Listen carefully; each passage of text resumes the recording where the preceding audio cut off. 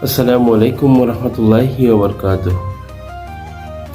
হযরত আবু হুরায়রা রাদিয়াল্লাহু তাআলা আনহু হতে বর্ণিত, রাসূলুল্লাহ সাল্লাল্লাহু তাআলা আলাইহি ওয়াসাল্লাম বলেছেন, আল্লাহ তাআলা বলেন, হে আদম সন্তান, তুমি দান করতে থাকো, আমিও তোমাকে দান করব।